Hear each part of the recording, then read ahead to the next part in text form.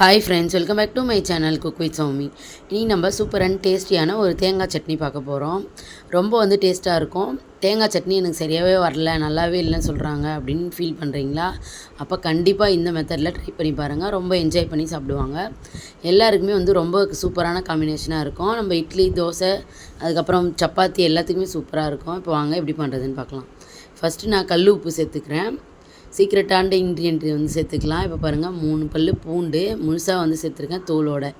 நம்ம தேவையான அளவுக்கு நம்ம பச்சை மிளகாய் சேர்த்துக்கலாம். நீங்கள் உங்கள் காரத்துக்கு ஏற்ற மாதிரி சேர்த்துக்கோங்க. 2 துண்டு இஞ்சி சேர்த்துருக்கேன். அப்புறம் சின்ன வெங்காயம் ஒரு 5 வெங்காயம் சின்ன வெங்காயம் சேர்த்துருக்கேன். இதுதான் ரொம்ப முக்கியமான இன்க்ரீடியன்ட்டு நம்ம சட்னிக்கு. இப்போ தேங்காய், அதுக்கப்புறம் பொட்டுக்கடலை சேர்த்துக்கலாம். இப்போ சேர்த்து இது எல்லாத்தையும் நல்லா ஃபஸ்ட்டு கெட்டியாக அரைச்சிட்டு வந்துடலாம். இப்போ பவுட்ராக ஆகிடுச்சு பாருங்கள். இதுக்கப்புறம் தண்ணி ஊற்றிட்டு நம்ம மீதி எல்லாத்தையும் அரைச்சி எடுத்துக்கலாம். ஃபஸ்ட்டு நம்ம பவுட்ராக தான் அரைக்கணும். ஃபஸ்ட்டே தண்ணி ஊற்றிட்டோன்னா சரியாக அரைப்படாது தேங்காய்லாம். அதனால தான் நம்ம ஃபஸ்ட்டு பவுட்ராக அரைச்சிட்டு அதுக்கப்புறம் தண்ணி ஊற்றி அரைக்க போகிறோம். இப்போ ரெண்டாவது அரைச்சிட்டு வந்தாச்சு.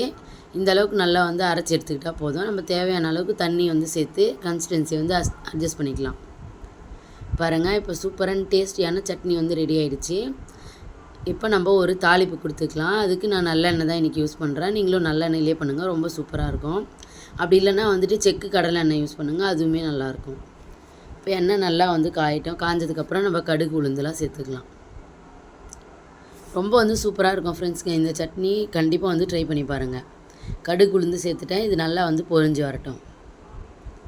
இப்போ இது நல்லா பொரிஞ்சு வர டைமில் நம்ம கருவேப்பிலை சேர்த்துக்கலாம். இப்போ கருவேப்பிலை சேர்த்துட்டேன்.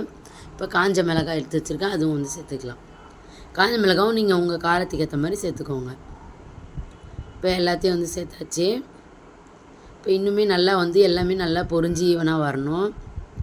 பாருங்கள், எல்லாம் நல்லா பொரிஞ்சு வந்துச்சு. இப்போ சட்னியில் ஆட் பண்ணிக்கலாம். ரொம்ப சூப்பராக இருக்கும். கண்டிப்பாக இதே மெத்தடில் ட்ரை பண்ணி பாருங்கள் ஃப்ரெண்ட்ஸ். கண்டிப்பாக சின்ன வெங்காயம், பச்சை மிளகாய், அதுக்கப்புறம் ஒரு 3 பல் பூண்டு. நீங்கள் எந்த அளவுக்கு சட்னி அரைக்கிறீங்களோ அதுக்கேற்ற மாதிரி இது எல்லா இன்க்ரீடியன்ட் கூட குறைய சேர்த்துக்கோங்க. ரொம்ப டேஸ்டியாக இருக்கும். கண்டிப்பாக ட்ரை பண்ணி பார்த்துட்டு உங்களோட எக்ஸ்பீரியன்ஸை சொல்லுங்கள். தேங்க்ஸ் ஃபார் வாட்சிங். இன்னொரு சூப்பரான இன்ட்ரெஸ்டிங்கான வீடியோவில் சந்திக்கலாம். Thank you, bye bye.